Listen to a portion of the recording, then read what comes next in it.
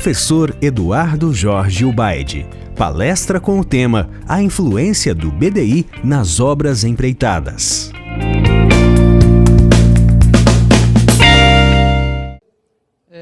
Eu sou Eduardo Jorge Ubaide, eu sou professor da Universidade Federal de Uberlândia desde 1979. Então já estou lá pelos meus 30 e poucos anos de UFO, né? E já poderia até aposentado, mas eu gosto mais de dar aula, é minha paixão, é minha terapia. Então vamos dizer assim, lá quando eu estou com 64 anos, a hora que eu inteirar 70 anos, eu faço uma parceria com a universidade, né? Eu entro com a bunda e eles entram com o pé, né? Aí eles me jogam para fora obrigatoriamente, tá? Então, enquanto eu estiver aguentando, eu vou ficar lá, certo? Bom, eu lecionei por muitos anos técnico de construção civil, hoje também a gente dá uma palhinha em técnico de construção civil, mas eu estou virando o foco meu um pouco mais para administração de obras, como vender a obra, como participar de obra, né? Então eu estou vendo aqui que tem um pouco de pessoal de empresas e um bom número de alunos, né? Que a maioria eu não conheço, o pessoal deve ser da Uniub ou de outras faculdades, mas eu vou, assim, procurar fazer uma introdução para vocês tomarem conhecimento, para mim não entrar com o meu assunto assim de uma vez. Para quem não conhece, não sabe o que é isso, né? Esse bicho chamado BDI, né? Talvez para muitos aí é um termo que vocês já escutaram, mas que é assim um pouco estranho ainda a interpretação desse termo para vocês, tá certo? Muito bem.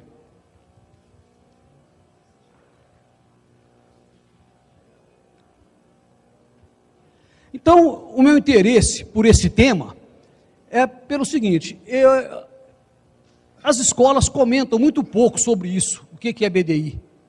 E eu acabei fazendo meu mestrado lá na engenharia civil nesse tema. Então eu estudei 2 anos enfiado sobre o tema BDI, pesquisei muito, conversei muito, viajei muito para saber sobre isso, né?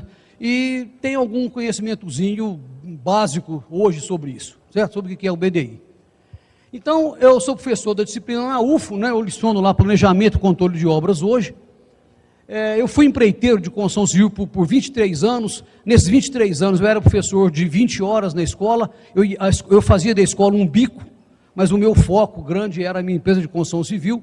Depois eu desativei minha empresa e passei para dedicação exclusiva lá na UFO, certo? Estou lá desde 2005 como dedicação exclusiva. Aí agora eu não tenho empresa mais de engenharia. Mas penei muito, sofri muito, tive muito estresse com empresa de engenharia, com gente, com dinheiro, com obra, né?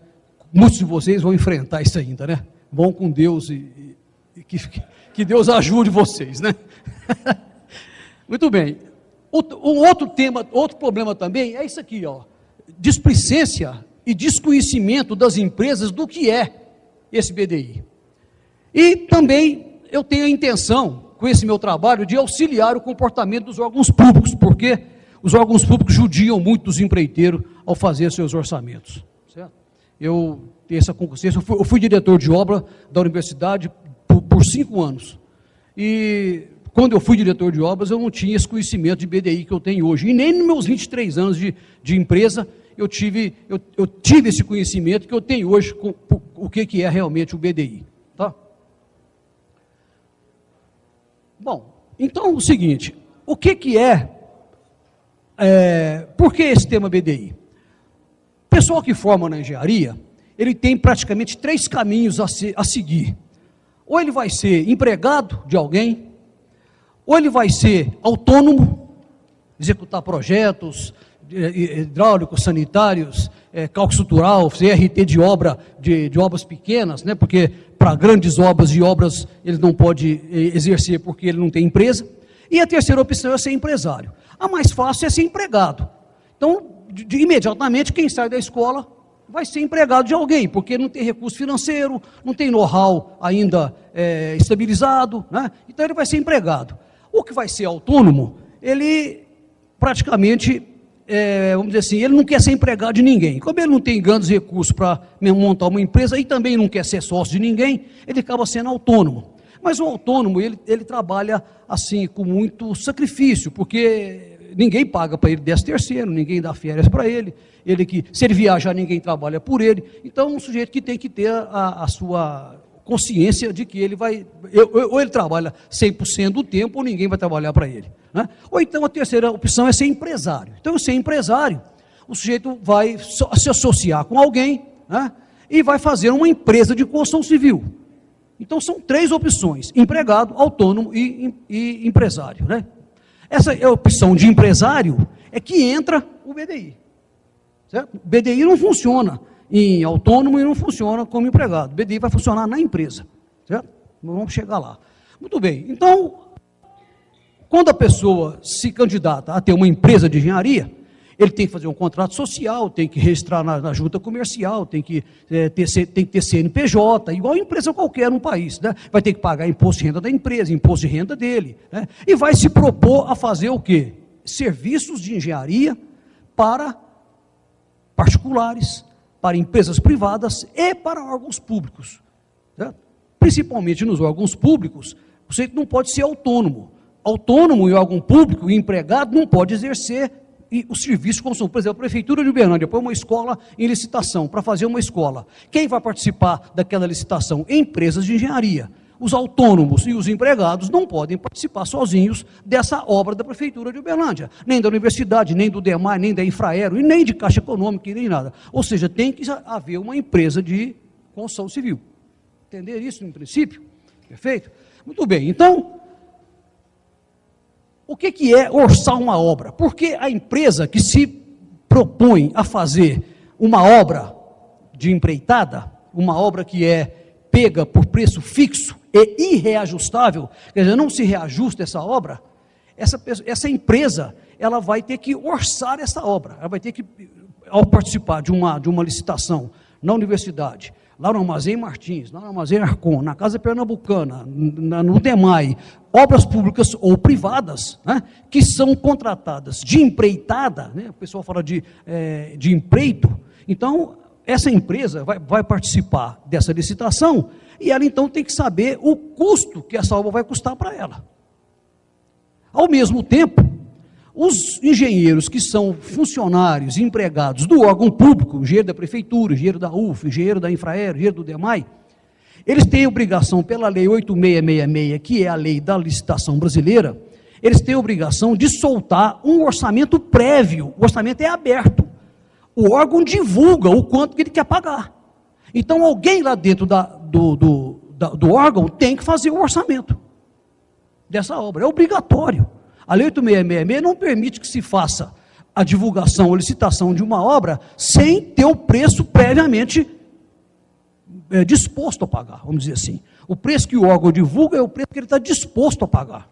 Então, a prefeitura vai soltar uma escola lá no bairro Laranjeiras, escola de tantos metros quadrados. Alguém lá dentro vai fazer um orçamento para colocar essa licitação na praça, para que os participantes que vão participar da licitação, que vão disputar aquela obra, esses participantes vão saber previamente o preço da prefeitura, certo? Então isso é obrigatório, a lei 8666 é obrigatória para isso, tá certo? Muito bem, ninguém entra às cegas numa obra, todo mundo sabe o preço que o órgão quer pagar, principalmente obra pública, principalmente não, certeza 100%. Obra particular não, você quer, eu tenho uma casa e quero contratar uma empresa para fazer uma casa para mim e quero pagar de empreitada. Ora, então muito bem, eu quero pagar de empreitada o quê? Material e mão de obra, tudo junto, não é só a mão de obra não. Às vezes a pessoa fala, vou dar de empreitada, só a mão de obra eu vou comprar o material. Não, empreitada global e empreitada que você paga tudo, material e mão de obra tudo junto. Órgãos públicos só faz isso, tudo junto, o órgão público não separa mão de obra e material. O órgão público não compra o material para empreitar a mão de obra para alguém, certo? Porque só para comprar o material demora um mês, como é que a mão de obra vai trabalhar? Então, empreita-se tudo junto. Certo? Então, eles fazem o orçamento prévio para ser divulgado quanto vai ser pago. Ora, então orçar uma obra, ninguém orça a obra depois que ela terminou. Se a obra já terminou, basta somar o que se gastou. Ou seja, orça-se obra antes de se fazer. Então, para que eu preciso saber quanto que a obra vai ficar? Quanto que ela vai custar? É antes de ser executada. Depois que executou, basta eu somar o que eu gastei. Então, nós vamos fazer, em qualquer situação, um orçamento de uma obra a ser executada. Então, a obra é executada antes de sua execução. O orçamento da obra, executado antes da sua execução. Perfeito? Muito bem. Agora, vocês imaginem uma coisa. Nós estamos aqui mais ou menos em, vamos dizer aí, 60, 70 pessoas. Aí eu chego aqui com um projeto na mão, 60 vezes repetido o projeto. E todos vocês vão pegar um projeto desse, projeto completo, arquitetura, estrutura, hidráulico sanitário, incêndio, elétrico, informática e tudo mais. Bom, cada um de nós vai levar esse projeto para casa. E nós vamos nos reunir aqui daqui uma semana e nós vamos conferir as medições que todos fizeram. Eu vou dizer para vocês, vão ter 60 medições diferentes. Você vai medir um azulejo, ele vai medir um azulejo diferente, o outro vai medir um concreto, um tanto metro cúbico, o seu colega concorrente de você vai medir a mesma obra, a metragem de concreto dele vai ser diferenciada, certo? Então, quer dizer, os quantitativos vão ser diferentes. O projeto é o mesmo. Bom, aí como é que é o seu nome? Tiago. Aí eu falo assim, não, agora é o seguinte, nós vamos pegar só os quantitativos do Tiago. Só vale o quantitativo dele agora. Todos nós agora vamos voltar para casa e vamos colocar preço só nos quantitativos do Tiago. E vamos voltar daqui uma semana. Daqui uma semana, vocês duvidam que vão ter 60 preços diferentes de cada azulejo, de cada assentamento de reboco, de cada execução de forma de concreto? Ou seja, os preços unitários nossos vão ser todos diferenciados nos mesmos quantitativos do Tiago. Então, nós já divergimos na medição e já divergimos nos preços unitários. Bom, agora, como é que você chama? Aí eu falei, não, agora nós vamos pegar só os preços unitários do Frederico, certo? Multiplicado pelos quantitativos do Tiago. Ou seja, o nosso custo da obra é um só. Só que nós vamos agora para casa e vamos voltar daqui uma semana e cada um vai vender a sua obra para alguém. Agora, o que eu estou falando? Eu não estou falando custo da obra, agora eu vou vender a obra para alguém. Vocês duvidam que vai ter 60 preços diferentes? Ou seja, a gente diverge em 3 pontos importantes. No quantitativo, no preço unitário e no preço global, na hora de vender. Então, orçar uma obra, não existe 2 e 2 é 4. Não tem jeito de somar 2 e 2 é 4. E depois que uma empresa ganha uma obra para executar, o que vai acontecer? Vai acontecer o custo daquela obra? Vai ser aquele que ela orçou? Não vai também não, certo? Então, participar de obra, de empreitada, é um tiro no escuro. Tiro no escuro. Certo?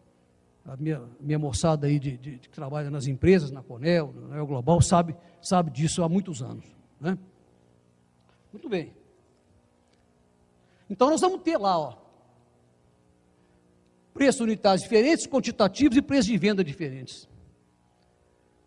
Então, o que é orçar uma obra? Para vocês que não sabem ainda, que não chegaram nessa disciplina ainda, o que é orçar uma obra? Nós temos alguns tipos de custos dentro de uma obra. Primeiro é chamado custo direto. O que é o custo direto? Vamos lá. É o custo de todas as tarefas envolvidas na produção propriamente dita daquela construção. Então, tudo que se assenta um carpete, que se coloca uma divisória, que se assenta um azulejo, que faz um concreto, que faz um telhado, é o custo direto da obra, é aquilo que está diretamente envolvido na obra. E o custo indireto? É esse aqui. O custo indireto são custos necessários e imprescindíveis ao andamento da obra, mas não envolvidos diretamente com a execução do serviço. Então, o custo indireto são esses custos, mais os impostos cobrados pelos órgãos públicos específicos e mais o lucro, certo? Ninguém trabalha de graça. Certo? Trabalhar de graça é instituição de caridade. Certo? Nós temos que trabalhar para ganhar dinheiro. Né? Todo engenheiro quer formar para servir a sociedade, né? Em segundo lugar, mas em primeiro é para ganhar dinheiro. Certo?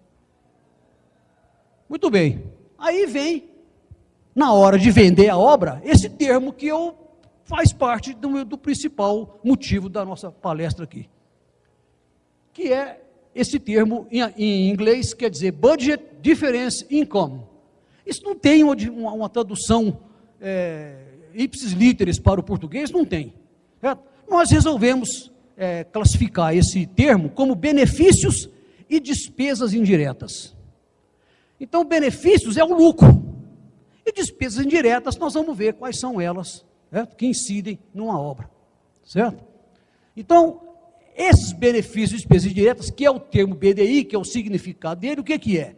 Uma diferença a mais, aqui ó, diferença income, isso aqui é uma diferença a mais, acrescida ao custo direto de uma obra executada por empreitada. Então, toda vez que ele vai participar de uma obra por empreitada, nós vamos apurar o custo direto da obra e vamos acrescentar nesse custo direto uma porcentagem, uma diferença a mais chamada BDI. Certo? Muito bem. Entendido até aí? E qual é a importância do BDI? O BDI é que define quanto que eu vou vender a minha obra. Vou vender por quanto? Porque o vender é uma indústria da construção civil. A construção civil é uma indústria. Vou produzir um produto e vender para os outros. Para um particular, para uma empresa particular, para um órgão público, institucional, caixa, prefeitura, seja lá o que for. Né? Então nós temos que vender essa obra. Ao vender essa obra, eu tenho que embutir nesse custo direto que eu apurei, o meu BDI, que são meus benefícios e despesas indiretas.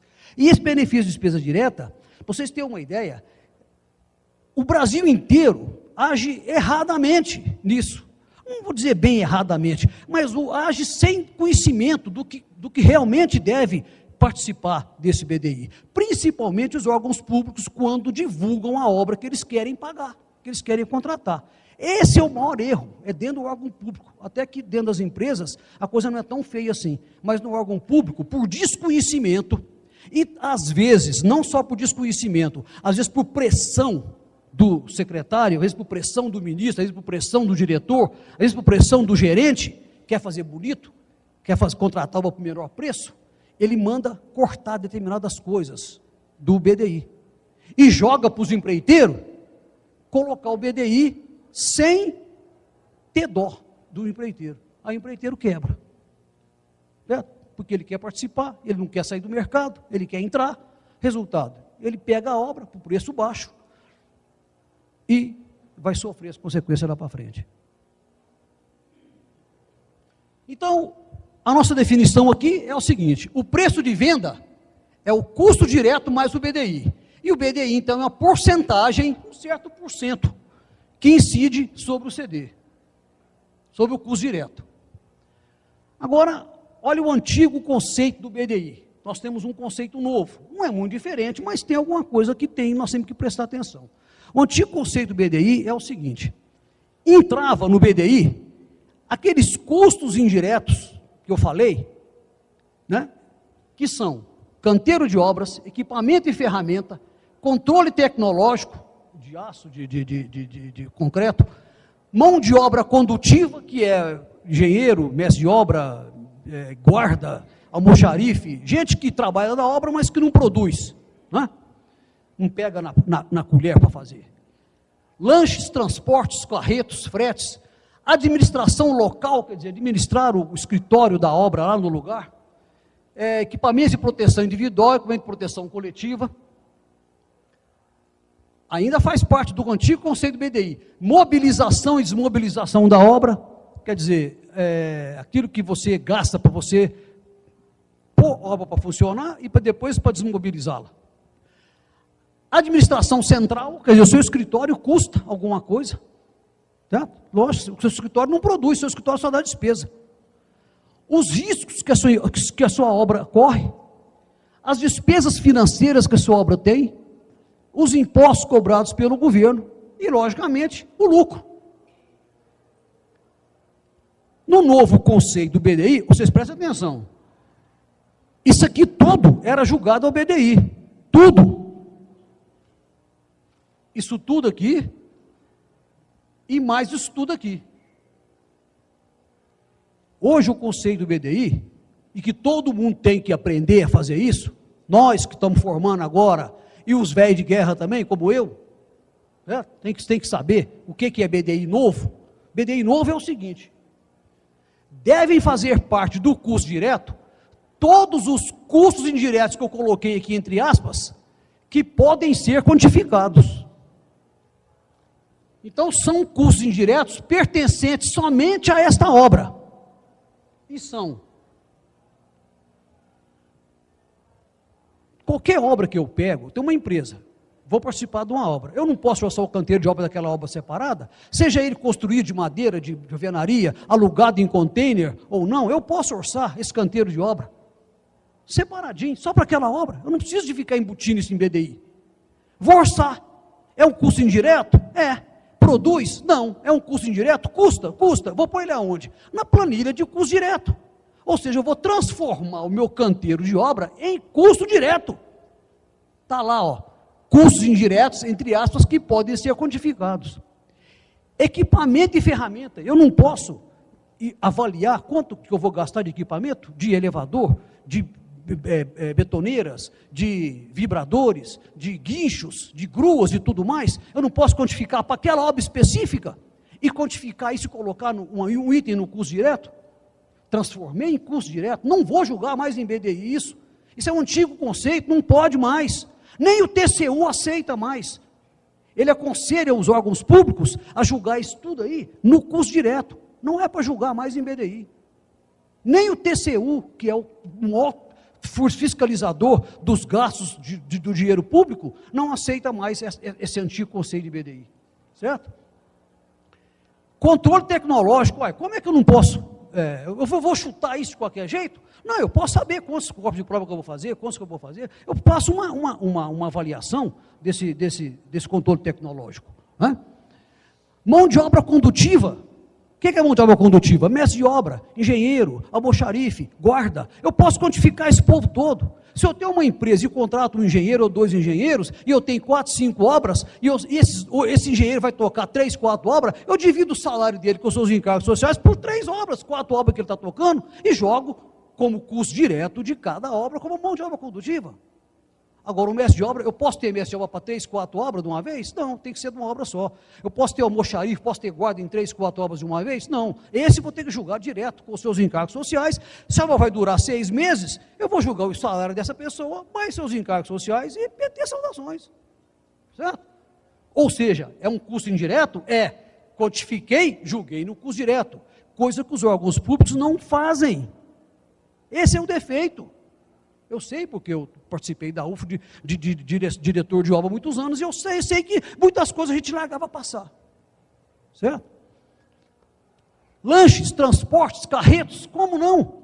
Eu posso saber quanto que eu vou gastar, quantas pessoas vão trabalhar na minha obra, quanto que eu vou gastar de lanche, certo? Faço uma avaliação de transporte, de carreto que eu vou ter. Administração local, o que é administração local? Gente que cuida lá de receber material, gente que cuida do setor de pessoal, da obra, não é lá do escritório central não, da obra. Eu vou quantificar esse povo, certo? Quanto que eu vou ter de máquina, de telefone, de energia, de água, jogo isso tudo em custo direto. Administração do escritório local. Passa a ser uma obra indireta, um custo indireto, mas julgado no custo direto. Eu transformo o custo indireto em custo direto, vocês estão entendendo? É muito melhor fazer assim. Não joga para BDI não, BDI é outras coisas. Nós vamos ver agora mesmo. Opa, perdão.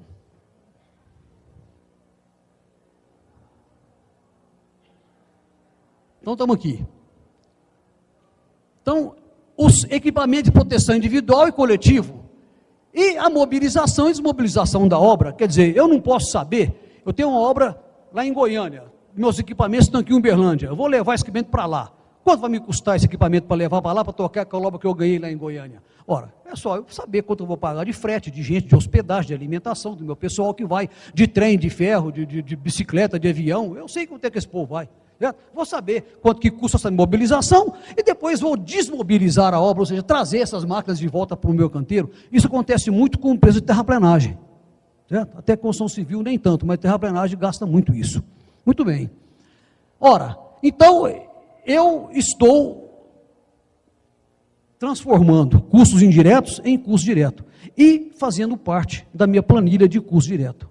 certo? Aqueles custos considerados indiretos. Agora eu vou para realmente o que é o BDI. O BDI que eu tenho que considerar é a administração central, ou seja, quanto me custa o escritório para que eu rateie esse escritório na obra e nas obras que eu estou tocando ao mesmo tempo, certo? A despesa financeira, que agora mesmo eu vou explicar o que é isso. Riscos e contingências. Os impostos que eu pago para os governos, estadual, municipal, federal, e o lucro da obra. Então vocês veem o seguinte, que o BDI fica restrito à administração central, despesa financeira, riscos, contingências e impostos de lucro. 1, 2, 3, 4, 5, 6. 6 itens só. Isso é que é BDI. Agora nós vamos ver um por um deles, certo? Como que se calcula cada um deles, certo? Porque o custo direto, teoricamente, ele teria que empatar, né? Se eu dividisse aqui o mesmo projeto para 60 pessoas, eu teria que ter, teoricamente, se os quantitativos são os mesmos, os preços unitários são os mesmos, o preço do cimento é um só, o preço da brita é um só, o preço da areia é um só. É lógico que varia, porque a gente vai pesquisar preços em diversos locais diferenciados, e os preços variam muito. Mas, teoricamente, o custo direto de todo mundo que vai disputar uma obra lá na prefeitura de Uberlândia, tinha que ser igual. Tá certo? Tinha que ser igual. Teoricamente. Não é, tudo bem, já é uma divergência. Agora, o que vai variar realmente é o BDI. Certo? O custo direto varia também, mas o BDI também vai variar. Muito bem. Agora o seguinte, se eu disse que o BDI é uma porcentagem que incide em cima do custo direto, qual é esse porcentagem? Eu tenho que chegar no número final. Eu pego uma obra da prefeitura, uma escola, orcei essa obra, ficou em 200, 300 mil reais. Por quanto que eu vou vender? Eu vou sacar? Ah, põe 25% aí. Ah, põe 28%. Ah, põe 22%. E seja o que Deus quiser. É isso que todo mundo faz. No país inteiro. Já não pode fazer assim. Porque você está julgando o seu dinheiro e o seu prestígio na lama. Você não pode deixar acontecer. Você tem que agir com consciência. Colocar o BDI com consciência. Não, eu sei o BDI. Eu vou perder a obra. E se eu perder, tudo bem. Mas eu pus o preço que eu podia fazer. Certo? Eu pus o preço que eu podia fazer. Não é o preço que os outros querem que eu ponha. E que acontece muito por aí. Então vocês têm que ver o seguinte, sobre o custo direto, nós vamos incidir administração central, despesas financeiras e os riscos. E sobre o preço de venda, eu vou incidir contingência, imposto e lucro. Sabe por quê? Quando você vende uma obra para a prefeitura de Uberlândia e cobra R$1 milhão, você paga imposto em cima de quanto? Vamos supor que o seu custo foi 700 mil e você pega a obra por R$1 milhão. A hora que você emite a fatura contra a prefeitura, você paga imposto em cima de 700 ou imposto em cima de R$1 milhão? Em cima do preço de venda. Tá certo? É em cima do preço de venda. Então, os impostos que o governo me cobra é em cima de preço de venda. Então, o imposto tem que incidir em cima de imposto de preço de venda. E o que eu estou chamando aqui de contingências? Contingências são as retenções.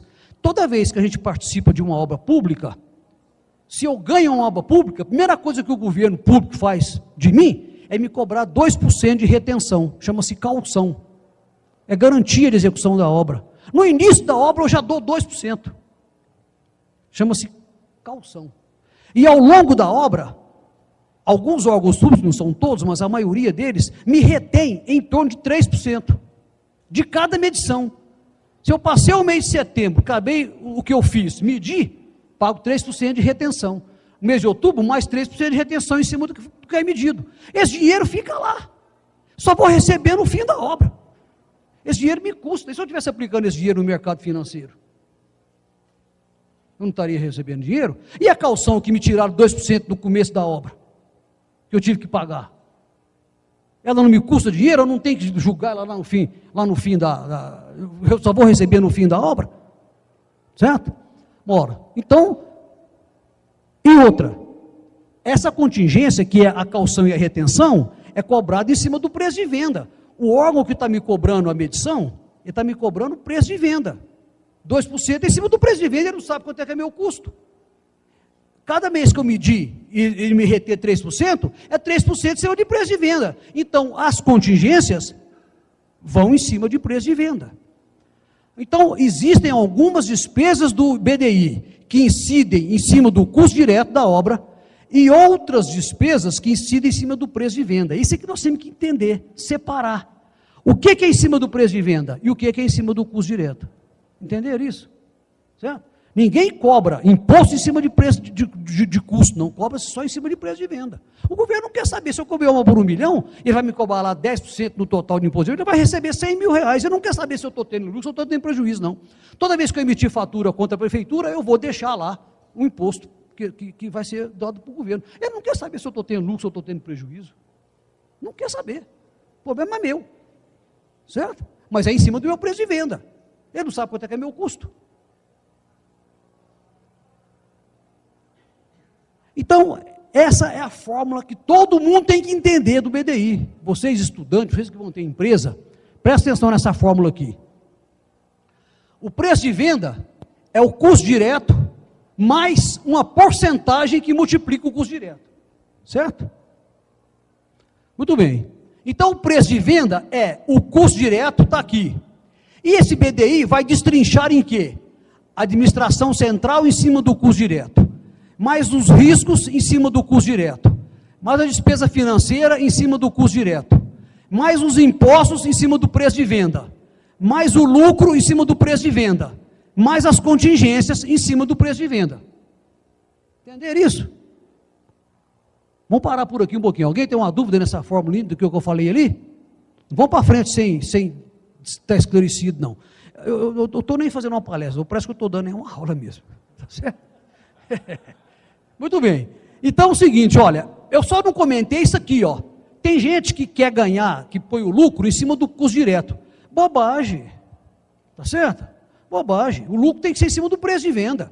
O TCU não gosta disso, não. Ele acha que o lucro tem que ser só em cima, se você ganhou o lucro, você tem que pagar o imposto. Você não pode ganhar lucro em cima do imposto que você paga. Por exemplo, eu faturo uma conta da prefeitura, pago imposto de renda. Só que em cima daquele imposto de renda que eu estou pagando, eu incidi meu lucro. Certo? O TCU não gosta que se ponha lucro em cima de preço de venda. Gosta que ponha lucro em cima do custo direto. Mas nós não somos bobo nem nada, nós vamos botar lucro em cima do preço de venda. Certo? A hora que eu pagar, quem é que, você acha que vocês compram um fogão lá no Ricardo Eletro, e o sujeito lá não está pondo lucro em cima do preço de venda dele, dos impostos que ele está pagando? Lógico que está. Certo? Ele não põe lucro só em cima do que custou a geladeira para ele, não, ele põe lucro em cima do preço que ele está vendendo. Isso é normal. Isso não é roubado, não.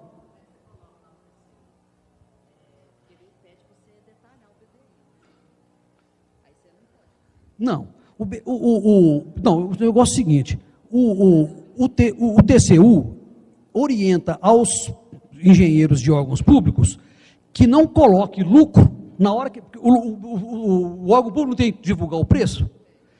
Ele não tem que achar um BDI para ele divulgar o preço, porque o órgão público vai fazer igual você, empresária. Ele vai achar o custo direto e vai botar um BDI por cima. Em cima desse BDI é que o TCU não quer que ponha lucro em cima do preço de venda. O lucro tem que ser em cima do custo direto. Para a obra sair mais barata. Mas na hora que você detalha, você não vai dizer quanto é que é seu lucro. Se você põe uma porcentagem lá de lucro, seu lucro às vezes até é outro, que você previu. Você não precisa de falar o lucro para ele. Não, você não está roubando.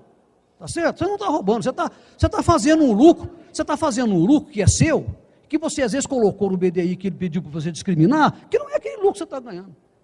Então, certo? Bom, aí, dessa expressão aqui, eu coloquei em evidência, separei, mexi para lá, mexi para cá, botei tudo que é preço de venda para cá, botei tudo que é preço em cima do custo direto para lá, resultado. Olha só o que deu a fórmula do BDI. Essa é a fórmula geral do BDI que todo mundo tem que usar. O BDI é 1 mais a administração central, mais os riscos, mais a despesa financeira, dividido por 1 menos o imposto, menos o lucro, menos as contingências, menos 1. Isso aqui quer dizer o seguinte, no numerador dessa fração, estão as despesas que incidem sobre o custo direto. e no denominador as despesas que incidem sobre o preço de venda. Acabou o problema. Certo? Vamos para frente. O que é despesa financeira? A despesa financeira é o seguinte: todo mundo que faz obra para órgão público, o órgão público nunca te paga adiantado. Você faz esse mês, recebe no mês que vem. Faz no mês que vem, recebe no outro. Faz no mês terceiro, recebe no quarto. Ou seja, você está sempre investindo um dinheiro na obra para receber depois. Agora eu pergunto a vocês: você investe na obra custo direto ou é preço de venda? Você investe na obra custo direto ou preço de venda? É custo direto. Você gasta areia, é brita, é gente, é encargos sociais, é madeira, é ferro, tá certo? É azulejo, isso é custo direto. Então você investe o custo direto e recebe preço de venda um mês depois. Mas o seu custo direto vai ser ressarcido um mês depois. Ou seja, na média, a gente gasta no dia 15 e recebe na média no dia 15 do mês que vem.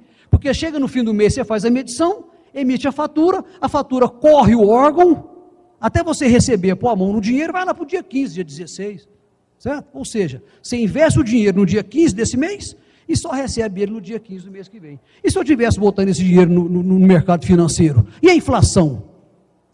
Então essa fórmula aí é uma fórmula da contabilidade matemática, da matemática financeira, certo? Aonde se considera, eu não vou demonstrar fórmula aqui não, porque eu nem sei mexer com essa fórmula aí, tá? Mas é aqui, ó, despesa financeira é o custo financeiro dos recursos gastos até o recebimento da medição. Então é isso aqui, ó, 1 mais I é a taxa de juro elevado a N sobre 30, vezes 1 mais J elevado a N sobre 30, ou seja, I é a taxa de inflação, o J é o juro mensal médio de financiamento, e o N é o dia decorrido entre o desembolso e o recebimento. Quer dizer o seguinte, normalmente 30 dias, eu invisto no dia 15 e recebo no dia 30, no dia 15 do mês que vem, 30 dias depois. Então o N lá é 30, fica 30 sobre 30, 30 sobre 30 é 1, certo? Se eu considerar ali a inflação 0,5%, meio por cento, e o J é como se eu tivesse que buscar no mercado financeiro, certo? Quer dizer, empresa construtora que busca dinheiro no mercado financeiro para executar a obra, pode vender banana no mercado. Larga de mexer com isso, tá certo? Porque o juro custa muito caro.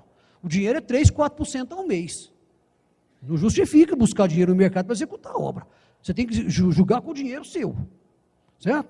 Então, aquilo ali, praticamente, vamos dizer assim, fica zero, né? Eu vou julgar isso aqui, ó. Ou seja, isso aqui vai ser 1 mais I elevado a N sobre 30. 30 sobre 30 vai dar 1. Então é 1 mais I. 1 mais 1 é a inflação. É a inflação do dinheiro. 1%. Então, normalmente, esse custo financeiro aqui é 1%. Hoje no país é 1%. Certo? 0,9%, 1%. É o que eu vou julgar. Perfeito? Vamos para frente. Riscos ou margem de incerteza. Isso aqui é completamente aleatório. Qual é o risco que a minha obra vai ter? Primeiro risco é esse, ó. Incertezas advindas de falhas nas medições, omissão de serviços, projetos mal elaborados, especificações mal definidas e outros. Isso aqui é o seguinte, isso aí só Deus sabe. Não tem jeito, certo? Agora, presta atenção, se você pega uma obra e orça ela muito bem orçada, pegou todos os serviços, mediu, julgou preço razoável, e você sabe que você não esqueceu nada para trás, o seu risco vai só diminuindo, certo? Porque se você entrar com risco 2, 3, 4%, 5% numa obra, você perde todas, você não ganha uma. Então o risco tem que ser pequeno, porque você tem que medir bem a obra, você tem que ter certeza que seus preços são bons, e você mediu bem a obra, para você entrar naquela empreitada, naquela obra que está em disputa. Então, se você vai medir, você tem que medir com certeza, ou seja, eu medi bem, não esqueci nada para trás, meu risco tem que cair, certo? Se eu chutar um risco de 3, 4, 5% em cima do que eu medi, está danado, aí você perde a obra mesmo, certo? Então, eu acho que nós devemos julgar o risco ali em torno de 1% a 2% no máximo. Julgou mais do que isso, meu companheiro, você riscou perder a obra, tá? Isso aqui, ó, é um negócio que pode ir até para estatística, mas como eu não entendo nada de estatística, eu prefiro pular isso aqui e ir embora. As contingências já expliquei, é a caução inicial, que é os 2%. A Prefeitura de Uberlândia, vocês podem pegar no jornal Correio de Uberlândia, todo dia tem lá uma obra que eles vão. Quando você lê o edital que eles publicaram lá, o anúncio do edital que eles publicaram lá, o que aparece lá assim? A caução inicial terá que ser recolhida aos cofres da Prefeitura no valor de R$3.000, está lá. Ou seja, a Prefeitura exige a caução inicial de todos os participantes. Todo mundo tem que depositar o dinheiro relativo à obra, mais ou menos 2% em relação à obra. Ou seja, se a obra é 1 milhão, que eles estão divulgando, é 20 mil. Você tem que pôr lá 20 mil. Aí você perde a obra e se devolve. E só fica retido de quem ganhou a obra. Mas vocês podem analisar. Peguem para vocês verem no jornal Correio de Uberlândia, no meio da página, certo? Que quando tiver alguma concorrência de obra, vocês vão ver que a Prefeitura cobra a caução de todo mundo e devolve depois de quem perdeu a obra. É isso aí. Agora, quem ganha a obra fica lá, certo? A universidade recolhe na hora da assinatura do contrato. Não exige para participar, mas quem ganha aí tem que pagar. Só que esse pagamento pode ser feito em dinheiro, em seguro-garantia, em títulos da dívida pública e em fiança bancária. Certo? Você não precisa pagar em dinheiro. Se você tiver OTN do Tesouro Nacional, deposita lá, depois tira para trás. Lá no fim da obra pode tirar para trás. Certo? Se você depositar em dinheiro, aí eu acho que tem que fazer o cálculo do dinheiro que vai. Né? Nessa minha palestra aqui não tem as contas, tá? Quem quiser acessar a biblioteca da universidade, meu trabalho de mestrado está lá e mostra lá como é que se faz com esse cálculo de juro desse dinheiro que fica parado, certo? Vamos para frente. E aqui a retenção em cada medição. Agora vê os impostos. Esses impostos, aqui eu peço perdão para vocês, está um pouco mudado, porque as leis estão mudando aí, né? Mas até muito pouco tempo atrás os impostos eram esses. A gente paga em cima do preço de venda 3% de COFINS, 0,65% de PIS, a Prefeitura de Uberlândia é 1,20% de imposto sobre serviço, o imposto de renda 1,20% e a contribuição social sobre o lucro líquido 1,08%. Todos esses impostos aqui, que dão em torno aí de 7% a 8%, se você somar, é em cima do preço de venda. Certo? Imposto não tem em cima de custo, imposto é em cima de preço de venda. Certo? Então está lá, ó. Toda vez que você emite uma fatura contra a loja americana, contra a pernambucana, contra o Arcon, contra o Armazém do Comércio, contra a prefeitura, contra a universidade, você vai pagar isso aqui. Não interessa para quem você está fazendo o serviço. É 7,13 que dá ali, né? Só de imposto. Se você pega uma obra de 1 milhão, 70 e poucos mil reais é do governo. Certo? É o maior sócio que nós temos. Brinquedo não. E o lucro? Quanto que é esse lucro? E para que serve o lucro? Crescimento da empresa, incentivo para continuar no mercado, fazer-se respeitada no setor. A pior coisa do mundo é o sujeito que vai numa licitação e ganha com preço baixo. Na segunda licitação que ele vai, ele ganha com preço baixo. Na terceira licitação que ele vai, ele ganha com preço baixo. Aí os disputantes com ele, os seus concorrentes, olham para ele e falam assim, aquele cara ali é o cara do preço baixo. Ou seja, você passa a não ter respeito pelos seus concorrentes. Certo? Você está sempre em dificuldade financeira. Você está sempre devendo, porque você está sempre pegando obra por preço baixo. Isso não presta. Certo? Isso não presta, porque se o preço é baixo, você não está ganhando nada, tá? E você finge que está ganhando dinheiro. Então, o pessoal passa a se desrespeitar. Você não é um engenheiro, dono de uma empresa respeitado, porque você tem que ganhar umas e perder outras, tá? Faz parte do jogo. E, logicamente, esse lucro é regulado pelo mercado. Se eu pudesse ganhar 50% de uma obra, eu ganhava, fácil, bom demais, não é? Ganhar 50% em cima do preço de venda, eu vendo por 1 milhão, mas estou ganhando 500 mil, meu custo vai ser 500 mil reais, não, vai ser bom, tá? Mas é regulado pelo mercado, o mercado que, eles não falam quanto que é, mas vocês sabem quanto que é? Vocês não sabem, vocês não têm uma ideia às vezes. Pessoal muito estudante aqui não tem ideia. Se eu pego uma obra qualquer, o lucro é em torno de 8%, 10%, 5%, 6%. O dinheiro que você pode botar no bolso e ir lá para o Rio de Janeiro, ó, dançar na escola de samba, é só 5% do que você vendeu. Se você tirar mais, a sua empresa vai para o brejo, a vaca vai para o brejo, não demora muito. Não pode tirar mais do que isso. Tá certo? É pouco, é pouco. Olha só, esse senhor aqui é o Masahiko Chisaka, é o maior autoridade em BDI do Brasil. É um senhor lá dos seus 80 e tantos anos, um monstro, muito bom de serviço em BDI. Li o livro dele inteiro e concordo em muitas coisas com ele, algumas eu discordo. O DENIT, 8,49, a CPOS, Companhia Paulista de Obras e Saneamento, 7,5%, a CEF, nesse programa PAR, 8%, o TCU admite 8%. Agora, o lucro é o sentimento do momento. Lógico, aí. Eu entro numa obra, sei que meus concorrentes são todos careiros, né? Eu posso aumentar meu lucro, certo?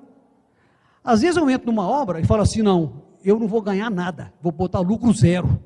Para quê? Para me manter no mercado, para me mostrar a cara. Certo? Agora, se você põe lucro zero nas suas contas, depois que se você ganhar a obra e começar a cuidar dela com carinho, você acaba ganhando dinheiro. Certo? Você acaba ganhando dinheiro, porque os nossos custos diretos, eles não são assim muito diretos, muito certos, né? Eu falei aqui no soma, você vai somar o que você gasta de custo direto. Como é que você sabe que um pedreiro gasta tantos minutos para sentar um azulejo na parede? Ou gasta tantos minutos para sentar uma alvenaria? Aonde eu vou buscar isso? Nos livros que tem por aí, TCPO da vida, Construções, programa Arquimedes, programa não sei o que, SINAP, nós vamos atrás disso aí. Ninguém tem seus coeficientes próprios. Qual é a empresa que tem seus coeficientes próprios, que sabe que o seu pedreiro produz? E outra, não é só isso não. O seu pedreiro hoje levanta, a mulher dele foi levar a filhinha dele doente lá na medicina, esse cara vai trabalhar direito durante o dia inteiro? E como é que você vai prever isso? Está dentro dos riscos. Segunda-feira ninguém produz, bebeu demais. Flamengo perdeu 4-2 para o Atlético Paranaense. Ele chega puto na obra. Meu Cruzeiro vai bem. Por enquanto eu estou gozando os outros, né? A hora que eu estiver por baixo. Bom, agora vem a administração do escritório central. Presta atenção, nós já comentamos sobre o lucro, sobre os impostos, sobre as contingências, sobre os riscos e sobre a despesa financeira. Falta a administração central, certo? Esse aqui é o mais complicado. Bom, então vamos lá na administração central. O que é a administração central? Corresponde ao rateio das despesas do escritório central entre todas as obras da empresa. Então, teoricamente, eu tenho que pegar os meus custos da administração central e dividir entre todas as obras da empresa.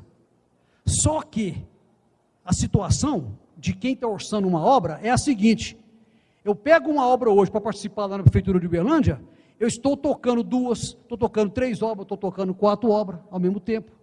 Certo? Como é que eu faço essa administração central? Então, eu fiz uma formulinha para ver, para a gente conseguir chegar nesse ponto, certo? Essa formulinha é essa aqui, ó.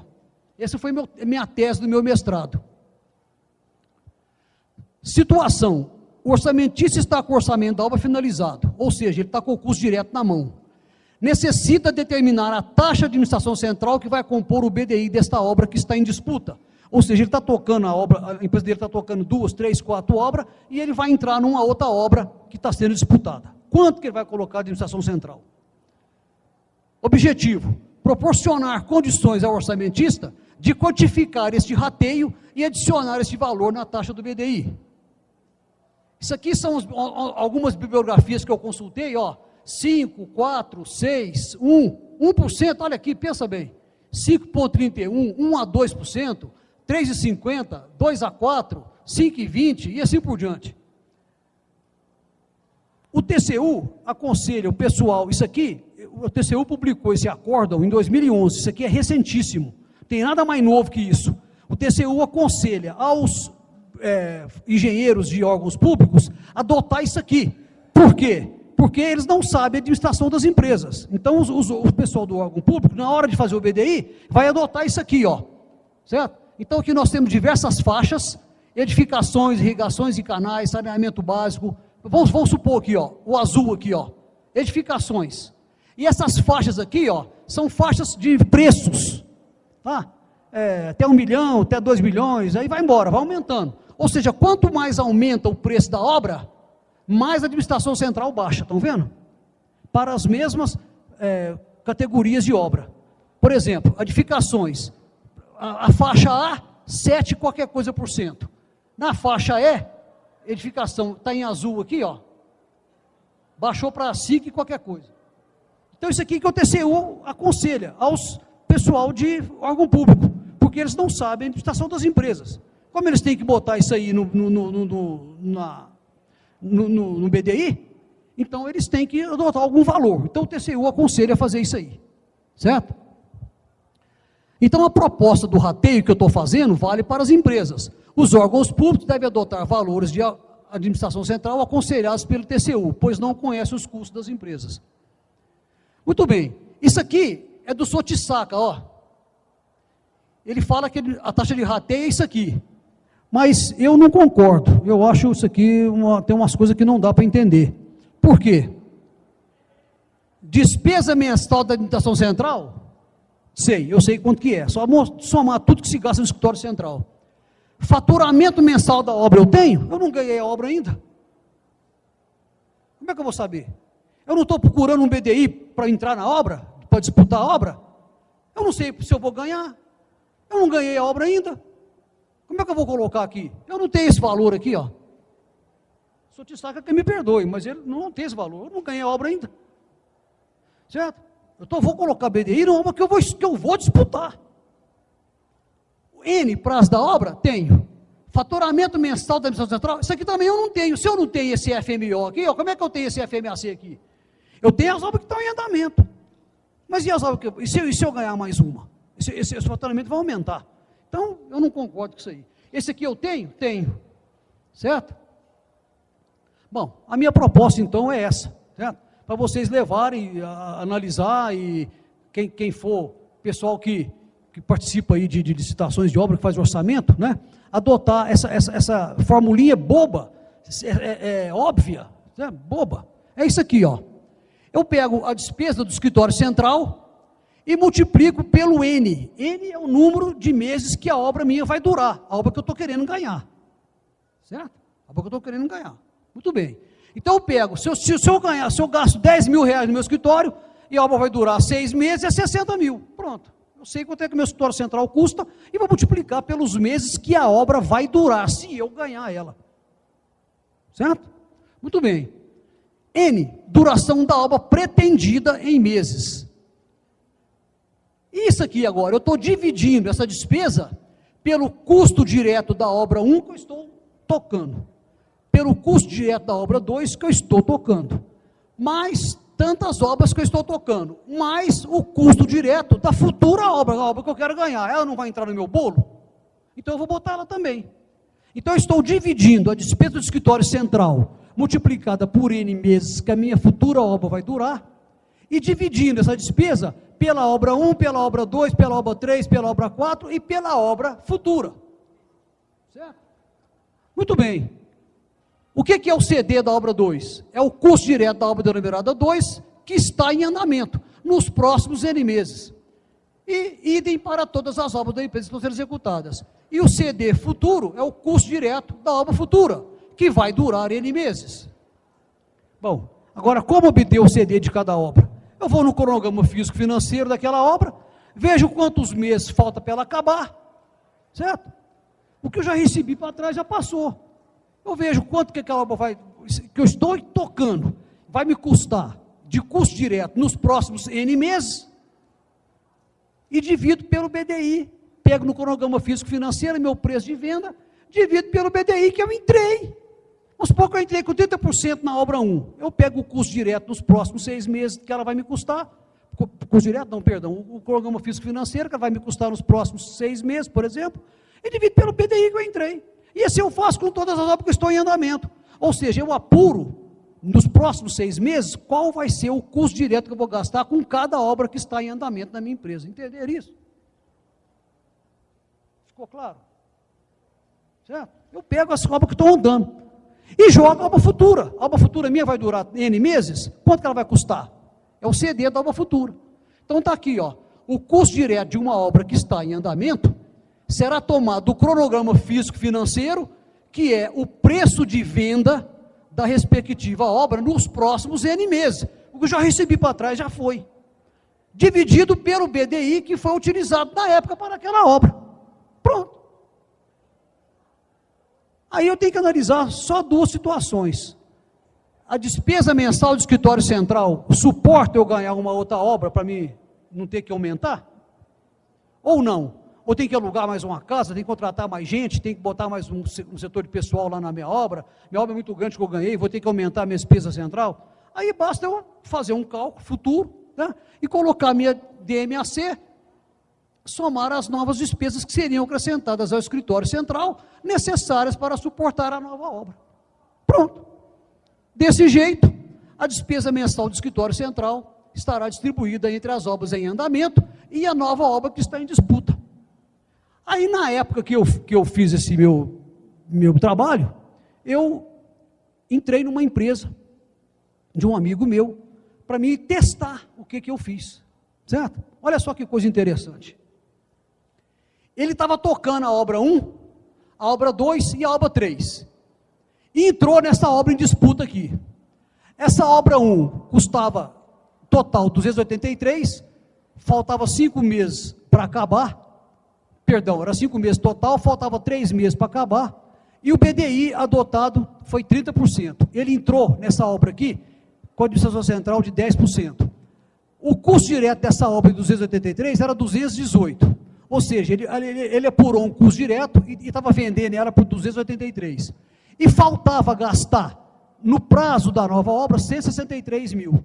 A obra 2, do mesmo jeito, o preço total dela era 174, o preço total, 4 meses, o prazo, faltava 2 meses para acabar, ele entrou com 30%, aí eu peguei o cronograma físico-financeiro nesses 2 meses que faltava para acabar, dividi por 1,30 e cheguei no custo direto.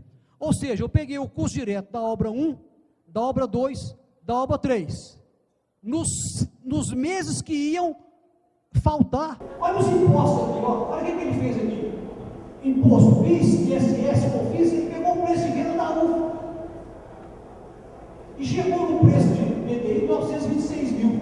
Olha só o que ele fez. Ele pegou o custo direto da UFA. Ele nem se dignou a fazer o custo direto. Ele pegou o preço de venda da UFA. Pegou o BDI daqui, que usou o preço de venda da UFA em diversos locais, julgou isso aqui e somou os dois.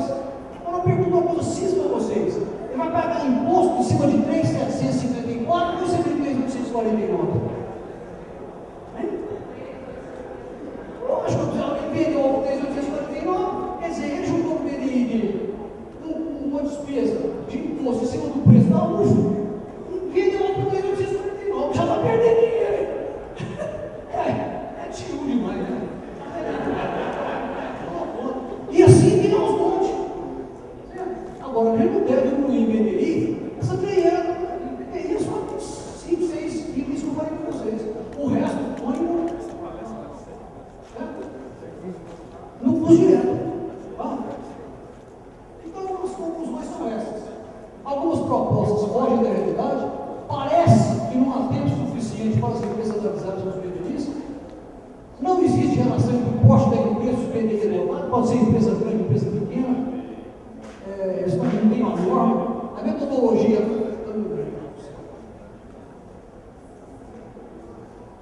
A metodologia proposta botou o sistema privado, um valor de administração central mal colocado pode gerar prejuízo, né? E cada administração pública capacitar seus orçamentistas para colocar preço mais próximo da realidade, evitar aditivos, evitar abandono da obra pelo empreiteiro, tem demais, maior cuidado em cada 50 participantes, maior cuidado ao analisar e calcular seus custos indiretos, aprender o conceito correto das despesas que realmente integram o BDI e fazer uso da expressão matemática do BDI. Certo?